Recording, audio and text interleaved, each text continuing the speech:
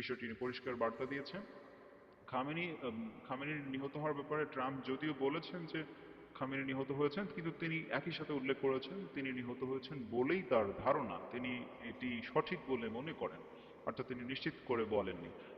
আর বিষয়টি নিয়ে এবিসি নিউজকে তিনি বলেন যে নিজে চোখে না দেখা পর্যন্ত আমি নিশ্চিত করে কিছু বলতে চাই না, তবে আমার ধারণা খামেনি আর অন্য নেতারা এখন নেই। খামেনি এবং তার অন্য নেতারা নেই সেটি তিনি ধারণা করছেন বলে জানিয়েছেন সংবাদ মাধ্যমকে। সুতরাং এই বিষয়টি নিয়ে এখনো পরিষ্কার কোনো কিছু বলা যাচ্ছে না। তবে দুবাই বিমানবন্দরে হামলা চালিয়েছে ইরান, যেহেতু সেখানে মার্কিন ঘাঁটি আছে বলে মনে করা হয়, সেই মার্কিন ঘাঁটির উদ্দেশ্য করেই হয়তো সেই হামলাটি চালানো হতে পারে বলে মনে করা হচ্ছে। একই সাথে হচ্ছে তেল আবিবে যখন ক্ষেপণাস্ত্র হামলা চালায় ইরানের এই হামলায় এখন পর্যন্ত 7 জনের খবর পাওয়া গেছে। সবশেষ এটি হামলার খবর আমাদের হাতে এসছে। আমরা আর কোনো হামলার খবর পাইনি এখন পর্যন্ত। ইরানের যে ডিফেন্স ফোর্স রয়েছে, দুঃখিত, ইসরায়েলের যে ডিফেন্স ফোর্স রয়েছে তারাও পাল্টাপাল্টি জানাচ্ছে যে তারা মিসাইল লঞ্চ করেছে এবং সেই মিসাইল লঞ্চ থেকে ইসরায়েলে বেশ ক্ষতিগ্রস্ত করা হয়েছে বলে তারা দাবি করছে। আমরা বিবিসি নিউজের বরাত দিয়ে দেখছিলাম যে সেখানে অন্যান্য খবরগুলো বলা হচ্ছে আজ প্রত্যেকটি আন্তর্জাতিক সংস্থা অতি গুরুত্বের সাথে প্রকাশ করেছে এই সংবাদগুলো। ইরানের আরো একটি সংবাদ সংস্থা প্রেস টিভি তারা বলছে যে Trump should know that his time, the end of the war is not his hands. The Islamic Republic will define its conclusion.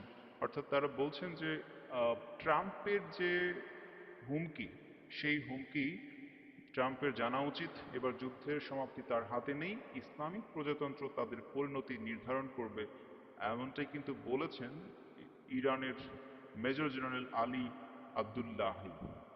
তিনি ইরান খতম আল বিয়ার সেন্ট্রাল হেডকোয়ার্টার, তিনি এই বিষয়টি নিয়ে মন্তব্য করেছেন, প্রেস টিভি সেটি খবর প্রকাশ করেছে।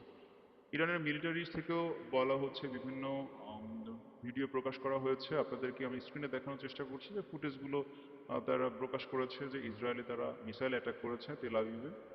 সেই বিষয়টি নিয়ে তারা ফুটেজ প্রকাশ করেছে তাদের টুইট বার্তায়। আর এখনকার মতো এই ছিল আমার হাতে থাকা সবশেষ খবর। আমার হাতে আর অন্যান্য খবর এলে আমি আপনাদেরকে জানিয়ে দেওয়ার চেষ্টা করবো, সঙ্গে থাকুন।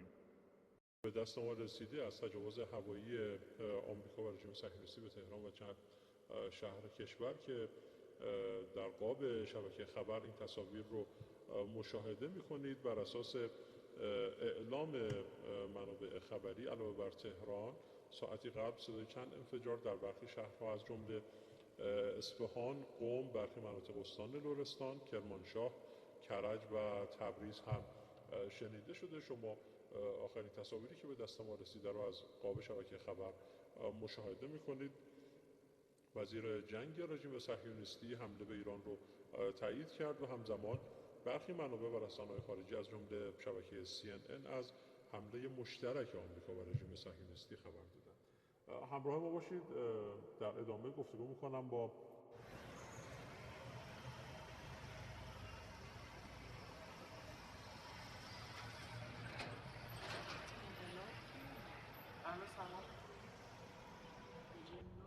ببر